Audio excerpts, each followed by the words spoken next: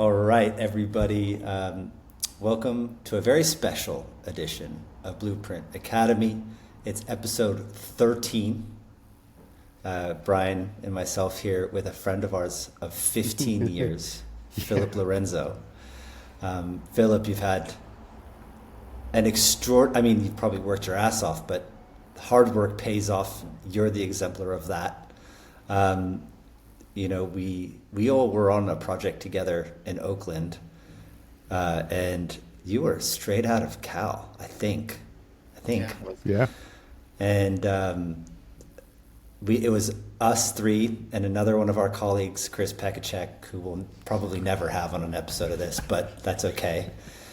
And we were in that little room together for what felt like years, but it was probably only like a year, I think. But it really formed friendships that lasted a long time, which is really special. I actually don't know this story, Philip, about you, but I know that you went to Cal. I think that you studied structural engineering. I don't know what you studied at Cal. Maybe I don't remember. Maybe you can tell us what you studied there, or why you wanted to come and work at McCarthy, or what was that story that got you into the sawmill with Brian and I and Chris Pekacek and the whole McCarthy crew building that hospital. How did you get there, and why on earth did you want to get into construction? Yeah, man, so this is basically a reunion. Really excited to be talking to you guys. Holy cow. I studied civil engineering at Cal because it was pretty much destined for me when I was born. My father owned a structural steel detailing firm, and civil engineering was kind of the alignment to that, which is like, oh, you can do engineering for buildings as opposed to for engines or for flight, airplanes, and like it was like the one you do for that. And I specialized in construction, and that's why I ended up there already with a bunch of experience in BIM, right? And so I was hired into a position that was going to be using BIM, and I was pretty much doing a bit of BIM and CAD since I was 12 years old. I was already writing scripts. So I did not know that. That's crazy. A lot of things make sense now. I came into that role like already. So remember when I actually started as an intern in the summer. And then we were in the other building, weren't we? We were in the other building. And then I was like, hey Philip, look at these clashes, and there was like 2,000 clashes, and I was just like, organize it, and it was painful, and apparently everyone had to do it who's a starting off BIM engineer. And I was like, screw this, I'm gonna write a script that'll automatically do it based on the algorithm location. So I did something in MATLAB that like exported stuff to a formula, boom, and then I actually had this thing called AutoHotkey that automatically manipulated the mouse. So it turned what took like 30 hours in the week to like an hour, and that was like doing it really fast. And then I kept doing stuff like that, right? And so I remember that day, by the way. I remember you were like, you just left, I think, because you went to go get your laptop from your apartment, I think. I was working all night until like 4 a.m., like learning C#. I've never coded. Well, I actually did I did a lot of math coding, but not like C# programming for Windows, which is what was required for Navisworks and Autodesk. So I just kind of looked at a documentation and just like banged out like a script that automated that. This is like pre-ChatGPT. I've got this like meme that I have to send you, which I sent to my younger brother Harry, which is don't forget that I finished university without ChatGPT. I was vibe coding before it. Was it vibe? Yeah, exactly.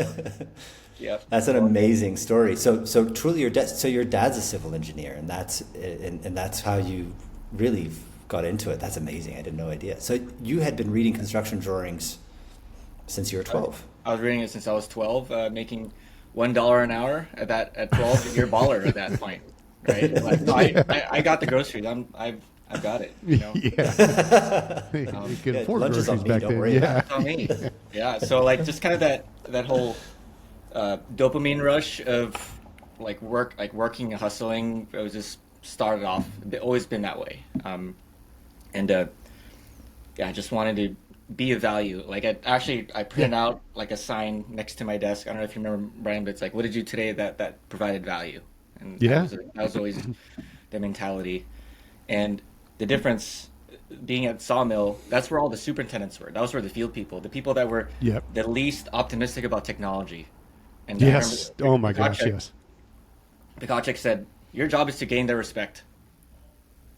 That's it." Like no, a lot of what I've been doing is catered towards the last like 10, 15 years is catered towards that persona of like it doesn't matter unless they can get the stuff installed, right? Yeah. So Yeah. like Absolutely. we do stuff to essentially make sure that it's ready. And so I guess if you can make that persona happy, then the others are a bit easier, right? They're less skeptical.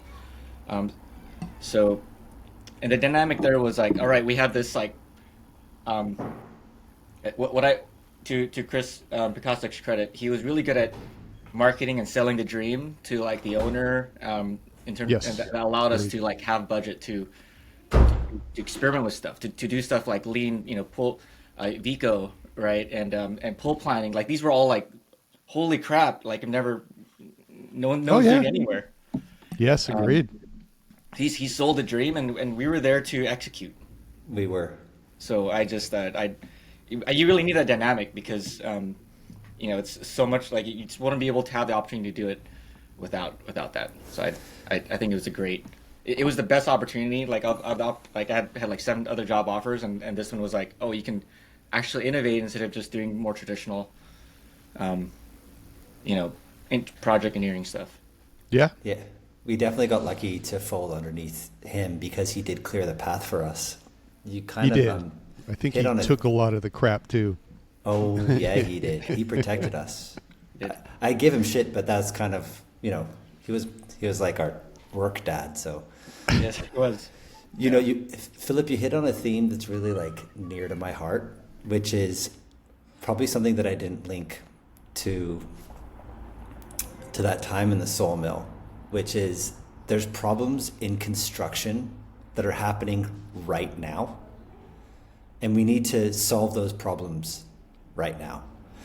And I just love that as a theme for probably my entire career as I reflect on the stuff that I've done, because I think to your point, it's like if you're not getting the trust or the confidence in the like where it's happening, for Brian and I in our current kind of life, that's like in the drawing.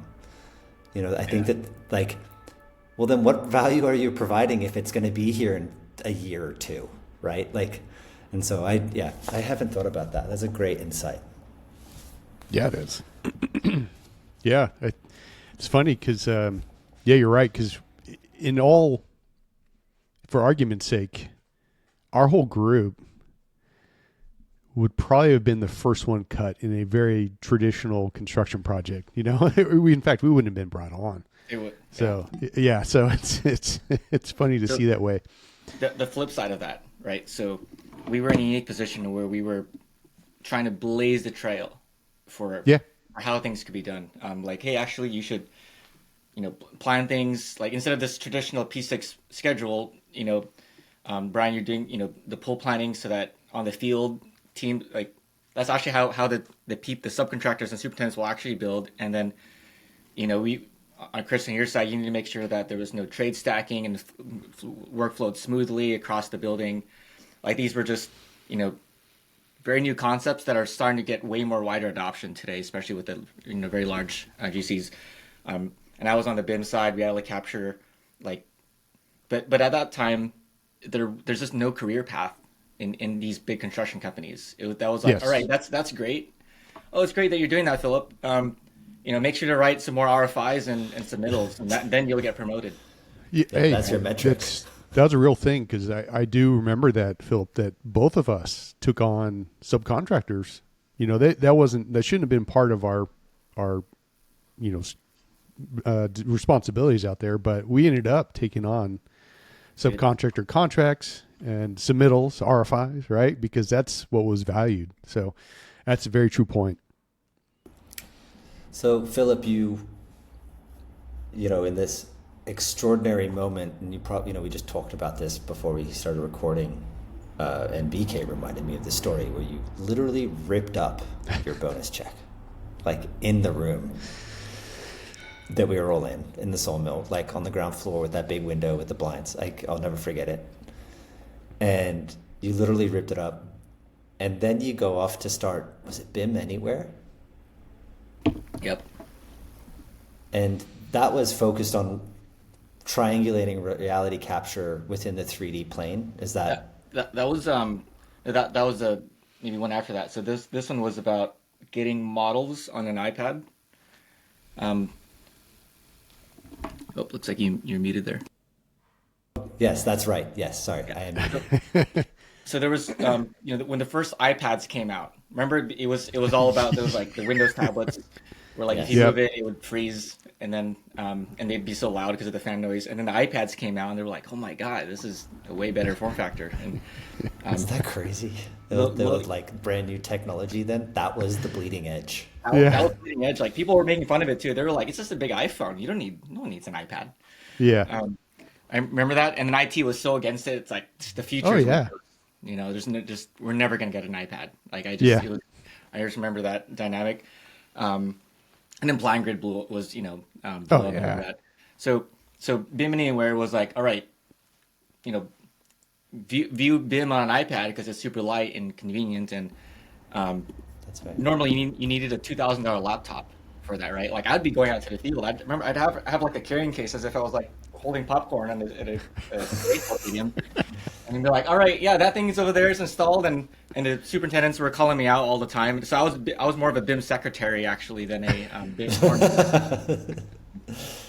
And then I tried to teach them how to navigate the model every Wednesday at lunch. I would be like, all right, let's do some BIM training, and some might show up. Most would just be like, all right, just come out.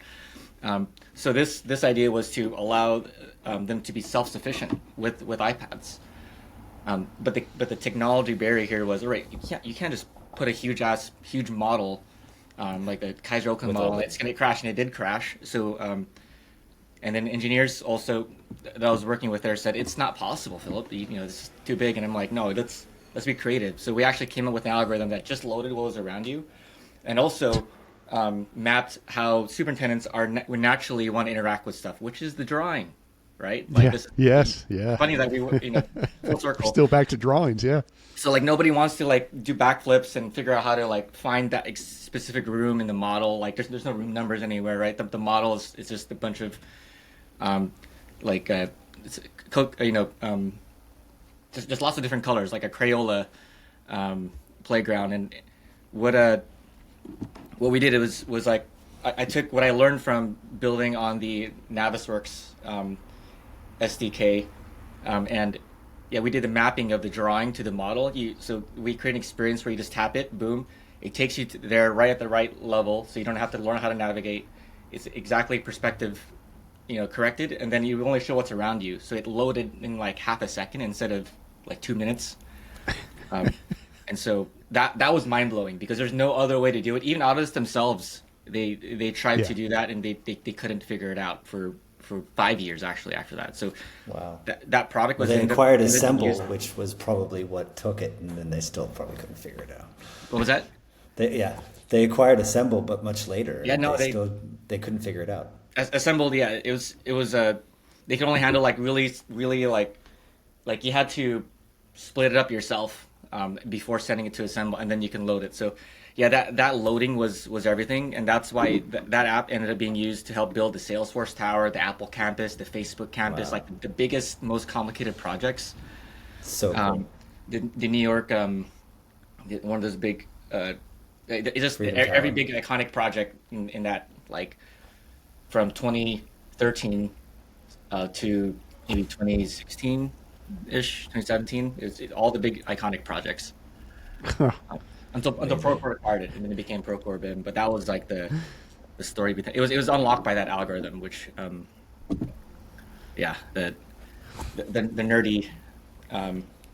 If you combine the nerdiness with the construction, you can make some breakthroughs. And that We're going to spend too much time on your history here. I know. It's fun. I'm going to try to keep this thing. I know it's fun, but I'm trying to keep this thing to like 20 minutes so that people watch it and we can get to 69 views. I'm going to fast forward through probably what was the most prolific journey, which was Struction Site. Yes. Which is a shame because I think that there's a lot to learn from that. That I think from just being a founder, I would love to learn distribution and all these things that you guys did. I guess what's the craziest story from that time that you would want to impart as it relates to your career? What's the biggest lesson that you felt, or the biggest value that you provided?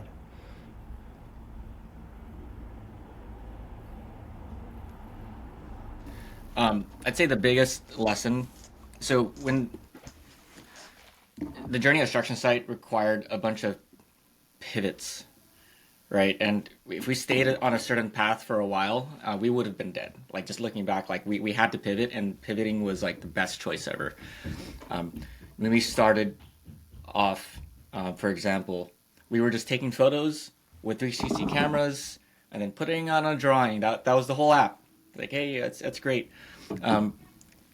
But taking photos takes a long time, and the way that I guess the philosophy that I have is use your own app. So like I would use my own app, trying to with members of the team, capturing the Chase Stadium out in San Francisco. It was for the new Warrior Stadium. Yeah. And it was a huge project, 3 million square feet. Like imagine Kaiser Oakland, but 3 times. Yeah.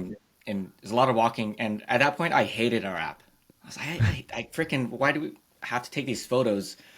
Like what are we get ourselves into? And we were actually getting paid to do it. And the team loved the photos, but they just didn't want to spend time to do it. So I was like, all right, we gotta have something faster. And then I was like, we gotta use video instead, and you gotta keep walking without stopping. Like, and then it led to the whole, how I was telling you at the beginning, like just hacking something together until 4 a.m. I kind of did one of those things again, but then using video to automatically place imagery onto a drawing with the photogrammetry pipeline. It's like, okay, this can work. And then grew a team around it. And that pivot was the main reason why we were able to survive and like beat our biggest competitor that was much more well-funded, and then keep up with one that was like, had a much more experienced team with, 10x the funding. Really? Wow. If we didn't do that, we'd be dead. What made you why is that the difference? Right, the video versus I guess the stationary photos. Okay, 6 times, yeah. So like the same amount of walk.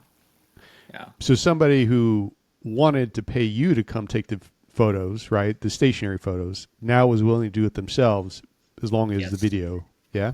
Yeah. So we carved out like sort of made it a mandate where this is the Toyota lean philosophy. Like no matter what position you're at, you got to be at the factory floor. Yeah. Yeah. So we were like, all right. So we didn't normally ever did capture services. Like we were purely a software company, but then for this specific team, since they were local to us, we were like, we'll offer a special capture service for you guys. Just pay us a couple grand a month, and we'll just use our own app, essentially. Kind of like what Vico did, right? That's why you were out on site, essentially. We'll send in these smart people that know how to make this whole thing work for you. Yeah. Done for you model. Yeah. But that wasn't that was like a one-off though for us, because our app was supposed to be very simple, but then because you just take photos, but it was tedious gathering it. I guess that's actually a similar parallel. But yeah, and then we came with the break. So that's why it's convenient, running product as well as using it, because then it just drives the roadmap. But my takeaway is that the pivot was constantly needing to pivot is everything. That, and then we need to pivot to like, how do we extract the data, which honestly failed because this AI wasn't advanced enough at that time, unlike now. But yeah, that's the biggest takeaway. So let's get in. That's a nice segue into our last little bit of time. I know that you have already been building stuff. We chatted or texted the other day about how you're linking LLMs together to refine your work around safety. You're using video capture for safety. I would like to zoom out from your today's work. what are your big themes or vision for how you guys, or how you see this new type of technology, and or where do you think it's going to go for you as you continue to hack things together at 4 o'clock in the morning? So we live in an insanely interesting time where to make products, you had to have everything structured. Essentially, like you have everything in nice rows. You have to have some financial systems you can integrate with, and that's how products worked, or that's how people made startups. But with LLMs, you can now, at high accuracy and greater scale, if you know how to, do the LLM jujitsu, right? You can extract stuff from unstructured data, right? So that's where the imagery, you can get data from imagery, you can get data from these drawings. I'd consider that more unstructured. And then the LMs are getting interesting, where like every 12 months it's completely being reimagined, and what you learned was obsolete. Like I remember in 2024 it was all about prompt engineering and chain of thought and all and this and that, and then the reasoning models came out, and you don't even need to do that stuff anymore. In fact, you'll hold it back if you don't let the reasoning occur. And then it was like, all right, now it's all about prompt chains and orchestration, so you can have agents at the RAG. And then now there's like services coming out, like agent kits, that make everything, all of that, obsolete. Now you just call an API, and you're actually holding yourself back if you're not leveraging that. So like we're actually looking to upgrade our systems. So these are just getting more and more abstracted, such that now it's the business cases that are becoming the limiting factor, and these are getting so good that my prediction is that the customers are getting quite spoiled. They're going to get spoiled, such that there's an analogy I like to use where you can either buy a Peloton and try to lose weight and be all disciplined, or you can just take an Ozempic pill and sort of get the results. And the trend I'm starting to see is people don't want yet another app to leverage. They want just like an Ozempic that they can just pay for, and it just takes work away, right? And they'll deal with the side effects, whatever, but they just care about the losing the weight. The here and There now. are some Yeah. effects, for sure. I think that's a really interesting analogy to put it. And I think it is. well, like, okay, like we could easily probably chat for like an hour, but like, Yeah. and again, trying to be respectful of everybody, all of our 69 listeners' time. But I think you make a really good point, which is, I think human nature is there to optimize for the most amount of pleasure and the least amount of pain. LLMs do a wonderful job of kind of that.